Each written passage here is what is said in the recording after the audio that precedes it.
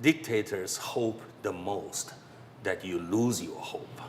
So one thing I want to reply to those dictators, I'm not going to lose my hope. That was Wu'er Kaixi, one of the student leaders of pro-democracy protests in Beijing's Tiananmen Square in 1989. Chinese authorities violently crushed the protest. Wu'er Kaixi was a wanted man. Now living in exile in Taiwan, he was in Phoenix last week for the world premiere of Tiananmen, a musical about the students behind the protests and their struggle for freedom. We talked about the musical's message, signs that Beijing is watching, and why he still hopes to see his parents again for the first time in 34 years. This is an edited version of our conversation. So let's start with the history. After the Chinese authorities crushed the protests, they made you number 2 on their most wanted lists of pro-democracy students. Why were you targeted? Well, I think it's kind of fair for them to target me because I was one of the founders of the student movement. I was also one of the founders for the student organizations, and then I was also one of the founders of the hunger strike. So yes, no, I think the Communist Party got it right that number 1, Wang Dan, and I am number 2, like we're very good friends during the movement, and we both he's the key leader from his university, Beijing University. I'm the key student leader from my university, Beijing Normal University, and we decided to form the citywide student coalition. And then that led to the movement spread into 300 cities in China. So I think I would understand the grouch of the Chinese government. And help remind us of the history. So the student movement led to protests. How large are those protests? What ultimately happened? People remember the size because at that time it was already televised worldwide. There are so many journalists were in Beijing at that time covering like Asia Bank summits, and then Gorbachev visiting Beijing after so many decades between Sino-Soviet relation was frozen. So yes, the protest broke up really happened before the eyes of the world. The size of the movement is huge. And let's put a little reminder here. It wasn't the time of internet. We didn't have mobile phone at that time. So it really tells us the eager of the students and the people of China at that time, the end of 80s. In 1989, the 80s is a time of change and reform. Well said by the main architect of that reform, Deng Xiaoping himself. You know, this is a time of reform. We, the student, just thought the promises of such reform has never been fulfilled in the political aspect, and that is something we really want. And then because open and reform has been the slogan of Chinese Communist Party, we thought we want the same thing. They're just not doing it fast enough. There probably some resistance within the parties. So maybe we, the students, took the street, take the square, and with the people's support, we can push a little bit in the favor of the reformist. So, you know, as naive as we were, we thought we were asking for the same thing, the reform. Little did we know, the reform they wanted had a limit. The limit stops in their control of their power. That is something we cannot touch. But we demanded it anyway. We wanted it. And we thought we're in the same, goal. And then they demonstrated us with real ammunition and tanks rolling off people that it's so off limit from what we demand. No, they don't. They do want reform, economic maybe, not anything remotely close to what we want, democracy. How many people died? How many of your friends died? I have people that I know who died, like 2 or 3 of them. Still cannot really confirm. I just lost touch with them. And then I saw their name appear in some of the lists. At this time, investigating how many people died, it's still a very big restriction, very big taboo in China.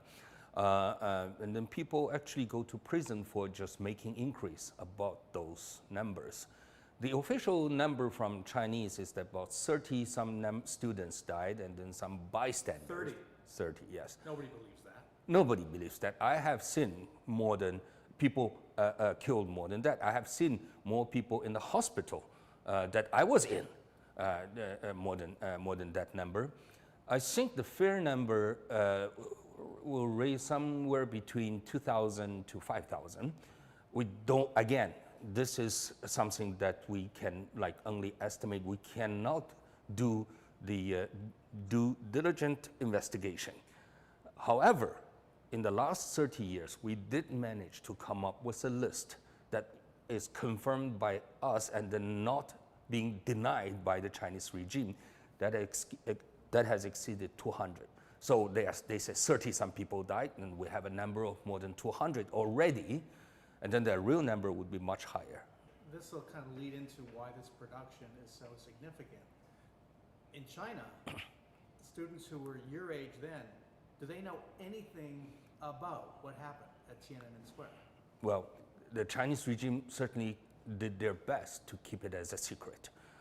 Nothing mentioned, not even the heroic crackdown of the rebels in 1989 that challenges the great nation that the PLA, People's Liberation Army, heroically pressed down. You couldn't even find that. I mean, the government tongue story was also censored. So basically, no words about Tiananmen, no words about student movement, no words about the June 4th massacre is allowed in China these days. So it never happened. If It never happened. 5 years old today, it never happened. To many Chinese youths today, it never happened. It was never mentioned in any material they have access to read. However, if we live in an internet age, and then if you try hard, even China blocks its internet environment completely. They basically made one of the largest country, one largest population, 1 billion people living in an intranet. So there is a great firewall controlling all the information in and out. But there are ways to go, break that wall. And then there are a lot of people who wants to know, actually climb out of that wall to find it, to learn informations. I think the urge for truth is part of the human DNA. Even if you are being brainwashed in a country like China, there will still be people who wants to know what really happened. And you've lived in exile for 34 years. Yes. You've tried to go back. You're on the most wanted list, Yeah. but they won't take you back. Yeah. They won't let you back in the country, even to put you in prison? Exactly. So the first time I made this attempt was 2009. It wasn't really a great time. The world caved in to the Chinese authority. I mean, the 2008 Beijing Olympic, 2009 Shanghai Expo, all these things have sort of, the Chinese Communist Party regime, the same regime that committed that murder, the massacre, made peace with the world, with their market, the trade, the economic interactions, and then with the Beijing Olympic, Shanghai Expo, and then they demonstrate to the world that they are part of this responsible. But they want no part of you now. No, and then so with that kind of a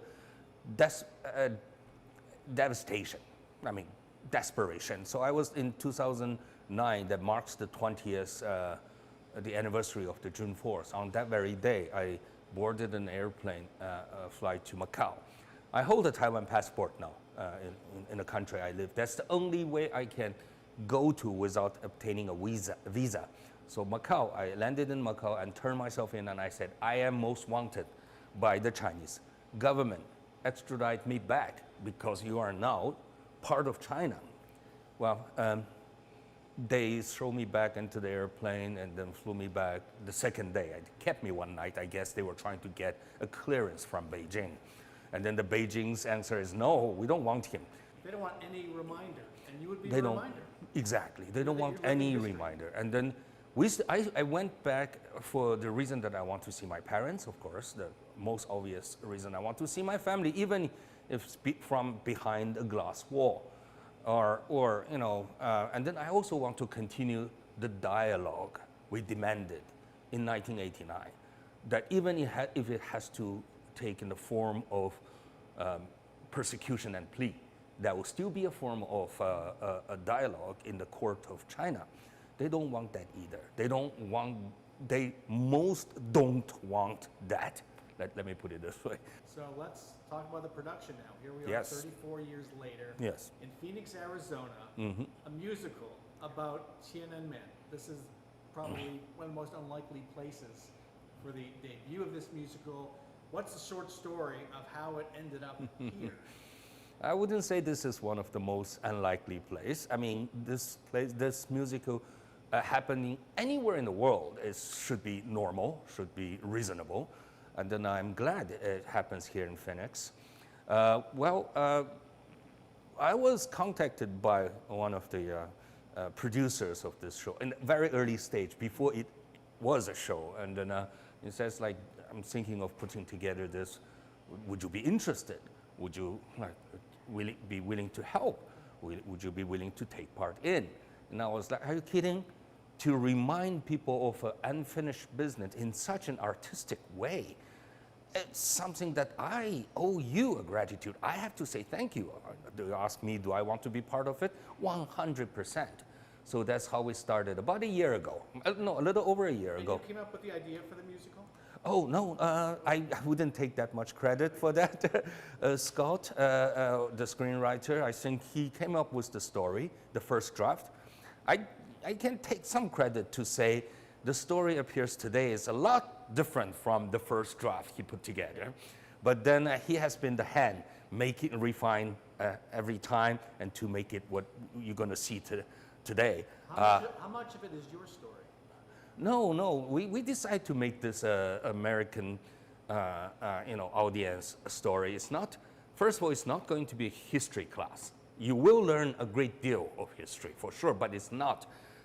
2 hours of musical is not a boring history lecture that you will see it through like the lens of, music, dancing, beautiful love stories, and of course, emotional ending that make the contrast. The ending, of course, we already know it's a massacre. It's the crackdown, bloody crackdown by the Chinese government. To contrast the hope, the bravery, and then the innocence of the Tiananmen students. So in order to do that, we didn't make it such a personalized story. Of course, this is a fiction. You can see some, images of some people here and there. And for instance, the main character, the guy, his name is Pei Wen.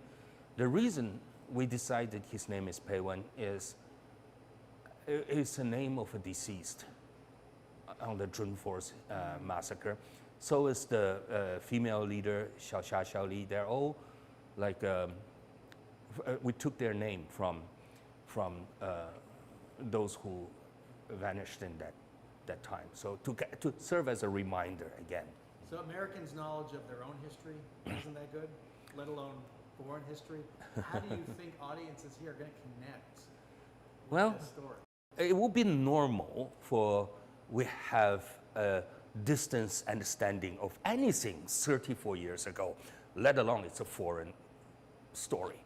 But I'm sure American people remember something about Tiananmen if you lived through that period, or maybe in the younger generation, the textbook will tell you one or two things about Tiananmen. There's the image. Yes, there's the image. The tank man. Perhaps but one of the... Nobody knows Yes. what happened. That was an incredibly powerful image. But Yes. You might know the story Yes.